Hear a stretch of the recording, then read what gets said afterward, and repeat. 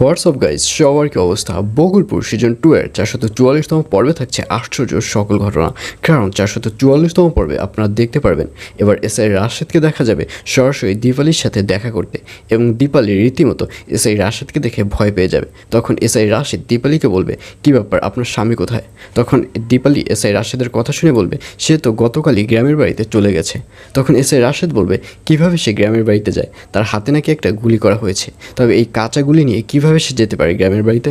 তখন দীপালি বলবে, আসলে গ্রামের বাড়িতে খুব কাজ ছিল একটা জরুরি, এজন্যই সে ওখানে গিয়েছে। আর এই কথা শুনে এসআই রাশেদ বলবে, আমার তো অন্য কিছু মনে হচ্ছে।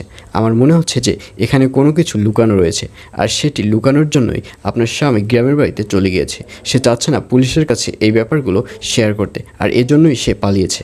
আর এইসব কথা শুনে দীপালি বলবে, না না, সে কেন কিছু লুকাবে? আসলে আমাকে মারার চেষ্টা করেছিল শাহান, আর শাহান এখন বিড়ির ফ্যাক্টরিতে চাকরিরত রয়েছে। আপনারা যদি কাউকে ধরতে চান তাহলে আপনারা শাহানকে ধরুন, কারণ ওই হচ্ছে আসল খুনি। আর এইসব কথা শুনে ওখান থেকে পুলিশ অফিসার এসআই রাশেদ চলে যাবে, এবং যাবার আগে বলবে, আপনার স্বামী দেশে আসলেই আমার অফিসে পাঠিয়ে দেবেন। এই বলে ওখান থেকে চলে যাবে এসআই রাশেদ।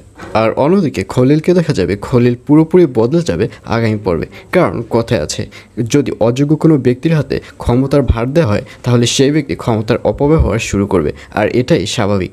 খলিলের অবস্থাও ঠিক সেটি ঘটেছে। খলিল মেম্বার হওয়ার পর থেকে তার আগের যে ব্যবহার ছিল সেটি পুরোপুরি বদলে গেছে। এবার নিগারের বাবাকে দেখা যাবে খলিলের কাছে গিয়ে হেল্প চাইতে, কিন্তু খলিল কোনো ধরনের হেল্প করবে না। উল্টো খলিল পিছনের কথাগুলো তুলে ধরবে। খলিল বলবে যে, আপনার মেয়ের তো খুব ভাব হয়েছে, তো আপনার মেয়ের এত ভাব আমার কাছে কেন সাহায্য চাইতে এসেছেন? আপনার মেয়ের কাছে গেলেই তো পারেন।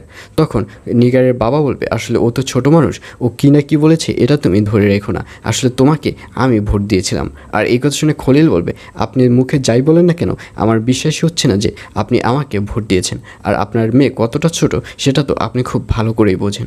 সুতরাং শাক দিয়ে মাছ ঢাকার চেষ্টা করবেন না। আপনি আপনার মেয়ের কাছে যান, সেখানে গিয়ে সাহায্য চান, অথবা দিবা তো রয়েছেই, সে তো চেয়ারম্যানের কাছে গিয়ে সাহায্য চান। আমি তো মেম্বার, আমি আপনাকে কিভাবে সাহায্য করব? এই বলে ওখান থেকে চলে যাবে খলিল।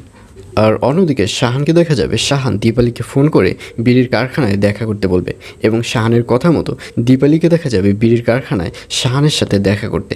এবং যখন শাহানের সাথে দেখা করতে যাবে তখন শাহানের সাথে আর দেখা হয়ে যাবে না, দেখা হয়ে যাবে বিটি ভাইয়ের সাথে।